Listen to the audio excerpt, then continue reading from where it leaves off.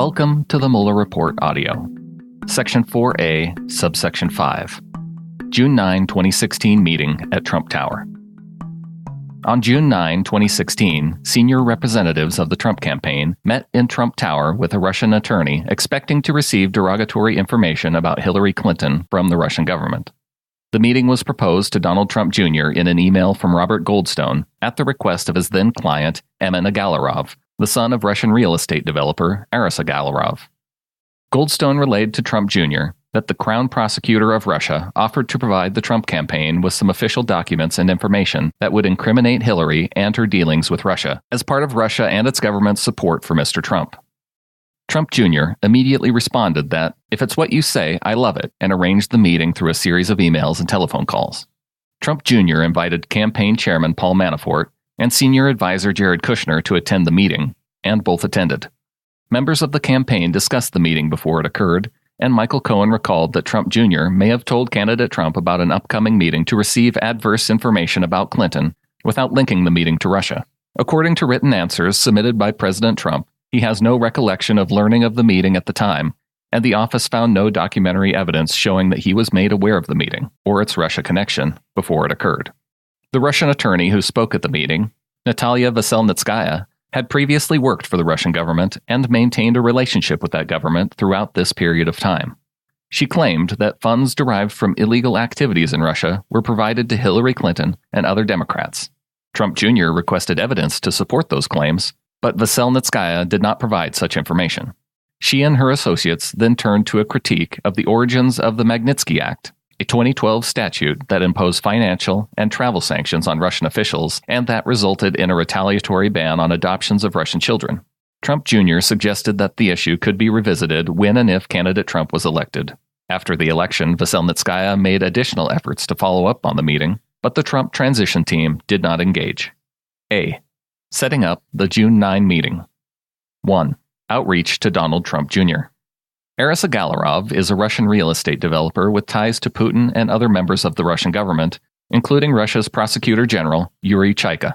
Aras Agalarov is the president of the Crocus Group, a Russian enterprise that holds substantial Russian government construction contracts and that, as discussed above, Volume 1, Section 4A1 Supra, worked with Trump in connection with the 2013 Miss Universe pageant in Moscow and a potential Trump Moscow real estate project.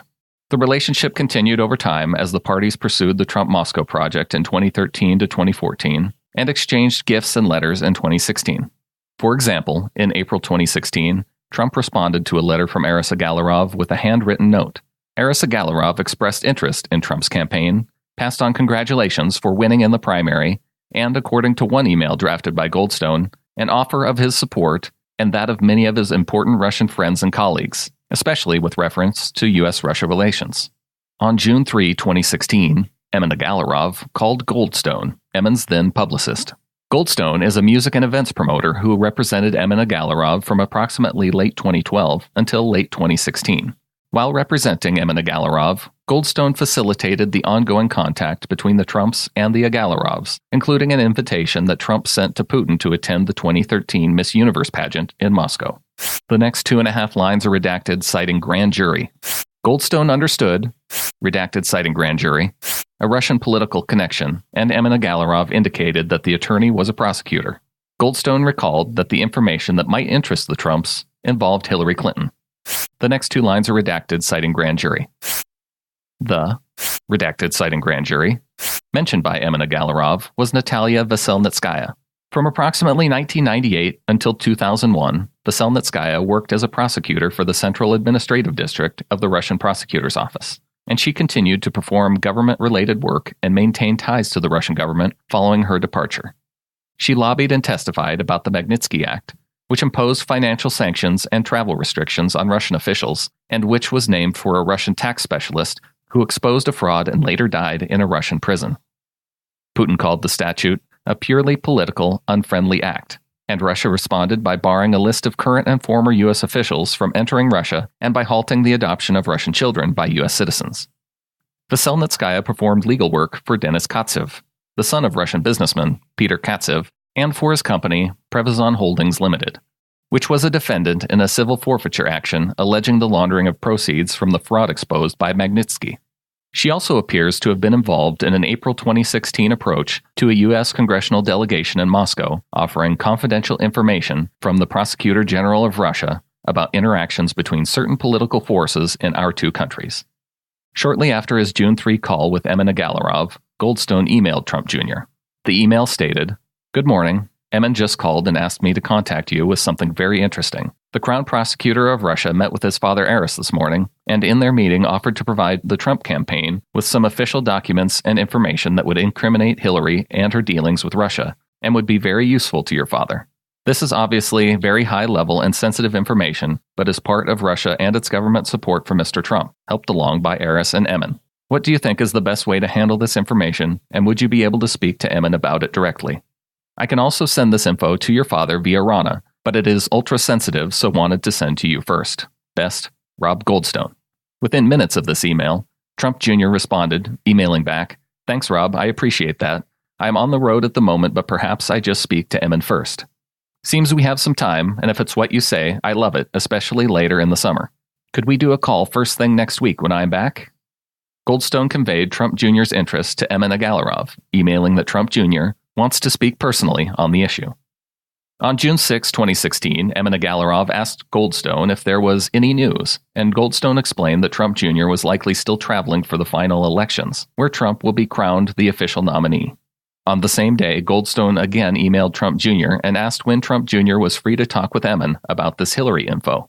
Trump Jr. asked if they could speak now, and Goldstone arranged a call between Trump Jr. and Emin Agalarov. On June 6 and June 7, Trump Jr. and Emin Agalarov had multiple brief calls. Also on June 6, 2016, Aris Agalarov called Ike Kavaladze and asked him to attend a meeting in New York with the Trump Organization. Kavaladze is a Georgia-born, naturalized U.S. citizen who worked in the United States for the Crocus Group and reported to Aris Agalarov. Kavaladze told the office that, in a second phone call on June 6, 2016, Aris Agalarov asked Kavaladze if he knew anything about the Magnitsky Act, and Aris sent him a short synopsis for the meeting and Veselnitskaya's business card. According to Kavaladze, Aris Agalarov said the purpose of the meeting was to discuss the Magnitsky Act, and he asked Kavaladze to translate. 2. Awareness of the meeting within the campaign.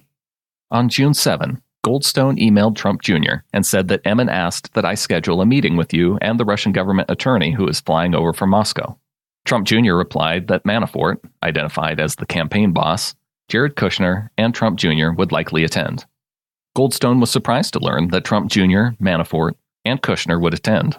Kavaladze, short redaction citing grand jury, puzzled by the list of attendees, and that he checked with one of Emin Agalarov's assistants, Roman Benyaminov, who said that the purpose of the meeting was for Veselnitskaya to convey negative information on Hillary Clinton.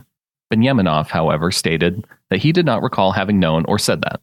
Early on June 8, 2016, Kushner emailed his assistant, asking her to discuss a 3:00 p.m. meeting the following day with Trump Jr.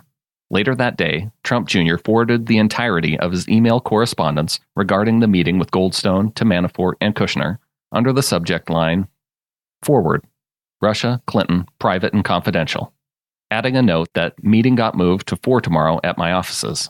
Kushner then sent his assistant a second email, informing her that the meeting with Don Jr. is 4 p.m. now. Manafort responded, "See you then, P."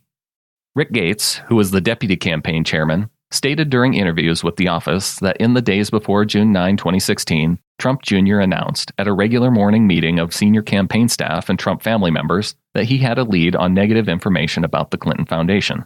Gates believed that Trump Jr. said the information was coming from a group in Kyrgyzstan, and that he was introduced to the group by a friend. Gates recalled that the meeting was attended by Trump Jr., Eric Trump, Paul Manafort, Hope Hicks, and joining late Ivanka Trump and Jared Kushner. According to Gates, Manafort warned the group that the meeting likely would not yield vital information and they should be careful. Hicks denied any knowledge of the June 9 meeting before 2017, and Kushner did not recall if the planned June 9 meeting came up at all earlier that week. Michael Cohen recalled being in Donald J. Trump's office on June 6 or 7 when Trump Jr. told his father that a meeting to obtain adverse information about Clinton was going forward. Cohen did not recall Trump Jr. stating that the meeting was connected to Russia. From the tenor of the conversation, Cohen believed that Trump Jr. had previously discussed the meeting with his father, although Cohen was not involved in any such conversation.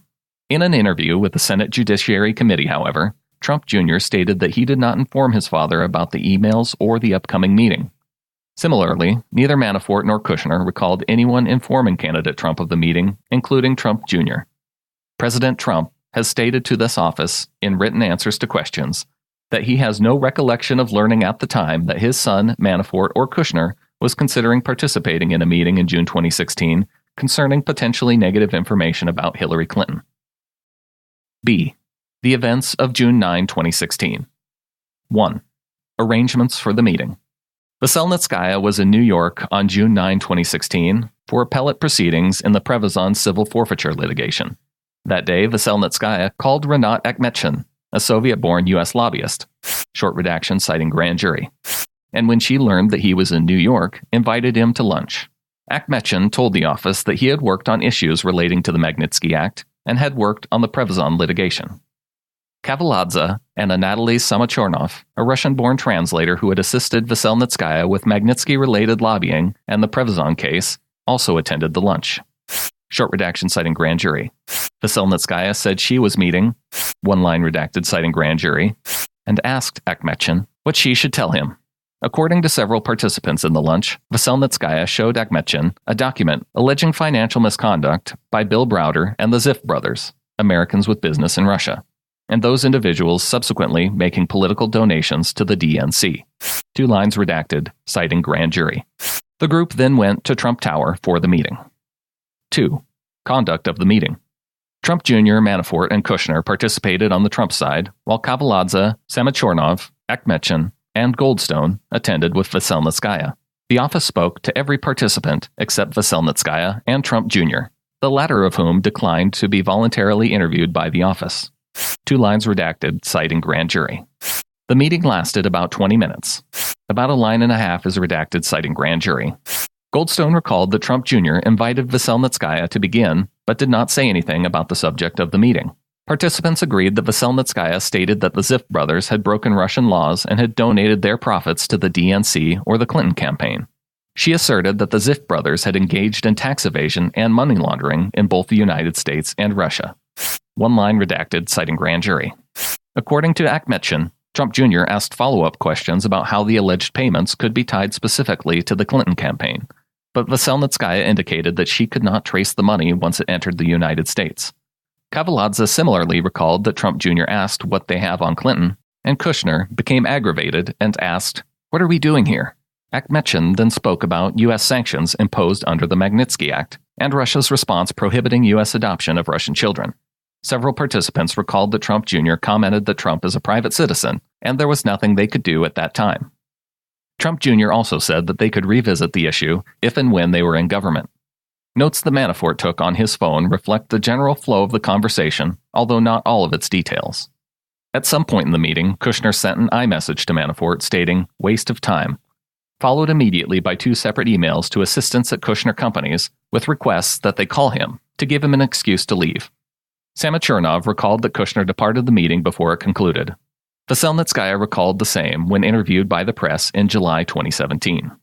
Veselnitskaya's press interviews and written statements to Congress differ materially from other accounts. In a July 2017 press interview, Veselnitskaya claimed that she had no connection to the Russian government and had not referred to any derogatory information concerning the Clinton campaign when she met with Trump campaign officials.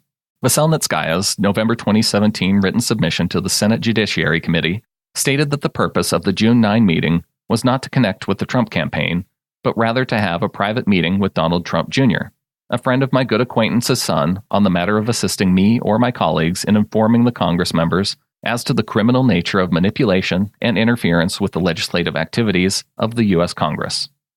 In other words, Veselnitskaya claimed her focus was on Congress and not the campaign. No witness, however, recalled any reference to Congress during the meeting. Veselnitskaya also maintained that she attended the meeting as a lawyer of Denis Katsev, the previously mentioned owner of Prevezon Holdings, but she did not introduce herself in this capacity. In a July 2017 television interview, Trump Jr. stated that while he had no way to gauge the reliability, credibility, or accuracy of what Goldstone had stated was the purpose of the meeting, if someone has information on our opponent, maybe this is something. I should hear them out. Trump Jr. further stated in September 2017 congressional testimony that he thought he should listen to what Rob and his colleagues had to say. Depending on what, if any, information was provided, Trump Jr. stated he could then consult with counsel to make an informed decision as to whether to give it any further consideration. After the June 9 meeting concluded, Goldstone apologized to Trump Jr. According to Goldstone, he told Trump Jr. a little over half a line redacted citing grand jury, and told Emina Galarov in a phone call that the meeting was about adoption, nearly 2 lines redacted citing grand jury. Arisa Galarov asked Kavaladze to report in after the meeting, but before Kavaladze could call, Arisa Galarov called him. With Veselnitskaya next to him, Kavaladze reported that the meeting had gone well, but he later told Arisa Galarov that the meeting about the Magnitsky Act had been a waste of time because it was not with lawyers and they were preaching to the wrong crowd. C. Post-June 9 events. Veselnitskaya and Arisa Galarov made at least 2 unsuccessful attempts after the election to meet with Trump representatives to convey similar information about Browder and the Magnitsky Act. On November 23, 2016, Kavaladze emailed Goldstone about setting up another meeting with T people and sent a document bearing allegations similar to those conveyed on June 9. Kavaladze followed up with Goldstone stating that Mr. A, which Goldstone understood to mean Arisa Galarov, called to ask about the meeting. Goldstone emailed the document to Rana Graf saying that Arisa Galarov has asked me to pass on this document in the hope it can be passed on to the appropriate team. If needed, a lawyer representing the case is in New York currently and happy to meet with any member of his transition team. According to Goldstone, around January 2017, Kavaladze contacted him again to set up another meeting, but Goldstone did not make the request. The investigation did not identify evidence of the transition team following up. Participants in the June 9, 2016 meeting began receiving inquiries from attorneys representing the Trump Organization starting in approximately June 2017. On approximately June 2, 2017, Goldstone spoke with Alan Garten, general counsel of the Trump Organization, about his participation in the June 9 meeting. The same day, Goldstone emailed Veselnitskaya's name to Garten, identifying her as the woman who was the attorney who spoke at the meeting from Moscow. Later in June 2017, Goldstone participated in a lengthier call with Garten and Alan Futerfas, outside counsel for the Trump Organization, and subsequently personal counsel for Trump Jr. On June 27, 2017, Goldstone emailed Emina Galarov with the subject Trump attorneys and stated that he was interviewed by attorneys about the June 9 meetings, who were concerned because it links Don Jr. to officials from Russia, which he has always denied meeting. Goldstone stressed that he did say at the time this was an awful idea and a terrible meeting. Emina Galarov sent a screenshot of the message to Kavaladze.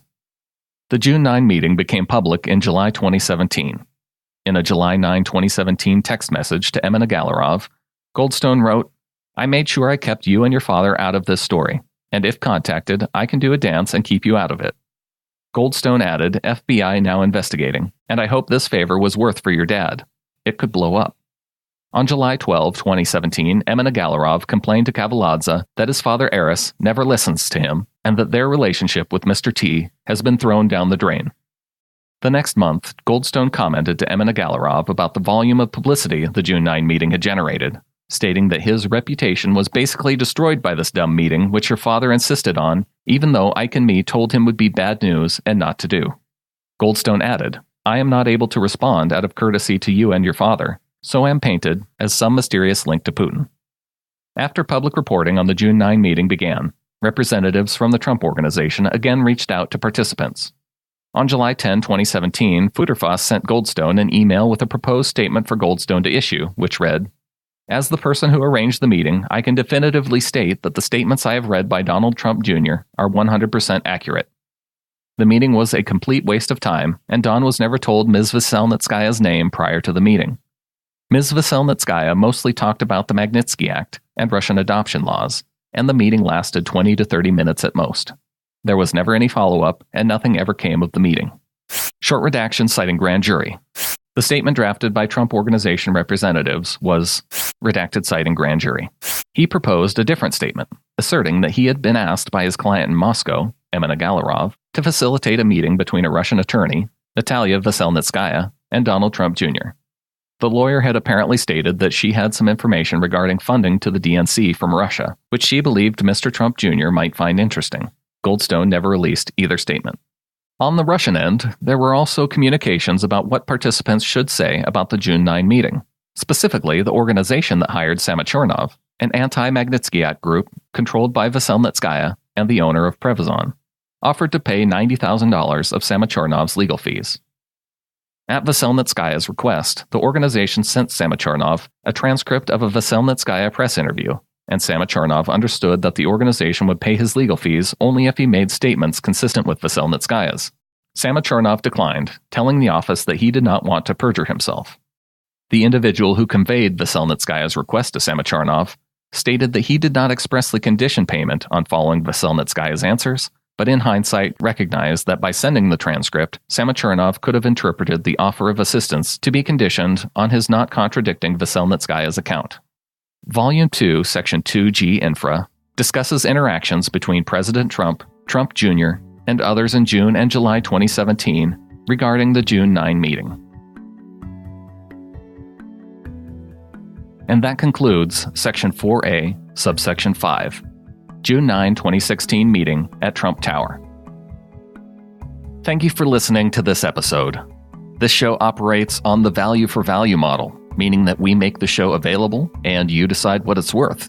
And from there, you can return the value in the way that you choose. Several ways you can recognize the value of the show. You can support it monetarily, either at MuellerReportAudio.com or donating via PayPal using the email donate@timberlanemedia.com.